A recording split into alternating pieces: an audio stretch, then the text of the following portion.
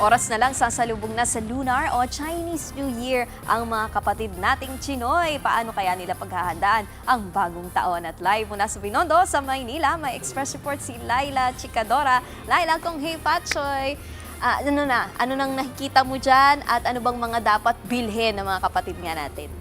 Kyang Hiwachay! Kyang Hiwachay, Nikki, at sa inyo lahat dyan sa studio. Naku, talaga naman, alam mo ba, masiglang-masigla na ang first o kauna-unahang Chinatown sa buong mundo. Ito ang Binondo dito sa Maynila. Damang-dama na ang festivities dito dahil kabi-kabila na ang nagda-dragon at lion dance sa iba't ibang mga establishmento at sa kahabaan ng Ongbin.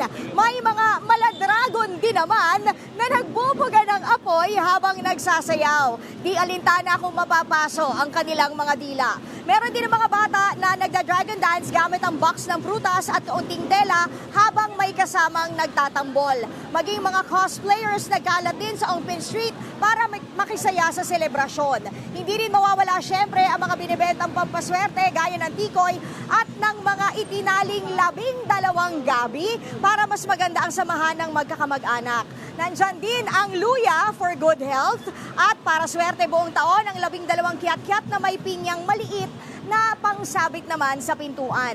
May mga pampaswerte rin na inilalagay sa wallet gaya nito mga gold na papel at coins para unli ang pera. May mga Chinese zodiac signs din na ibinebenda na pansabit sa pinto o mga sasakyan. At dahil maraming Chinoy na Katoliko, bukod sa Binondo Church, nagsisindi naman sila ng insenso sa krus na ito o mas kilala bilang Santo Cristo de Longos. Milagroso daw ang krus na ito at nagsisilbing proteksyon ng Chinese community ng Binondo. Sa kabila naman ng dagsa ng tao, may police visibility naman at mga taga-barangay na nagpapaalala tungkol sa peace and order. Samantala, may road at bridge closures tayo ngayong araw ni Kiha. Kanina pang alas 3 sarado ang Binondo Intramuros Bridge at mamayang alas 7 ng gabi, hindi na rin po madaraanan ang Jones Bridge southbound.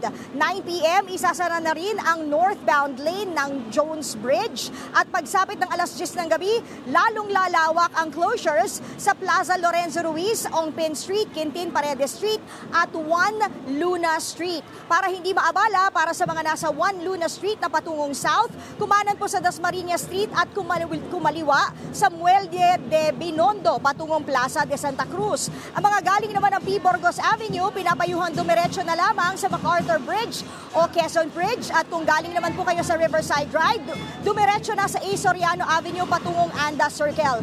Mula sa San Fernando Street naman, gumamit ng Dasmariñas Street para makapunta sa inyong destinasyon. Nikki, papakita ko lang sa inyo kung gaano nakasigla at kaganda.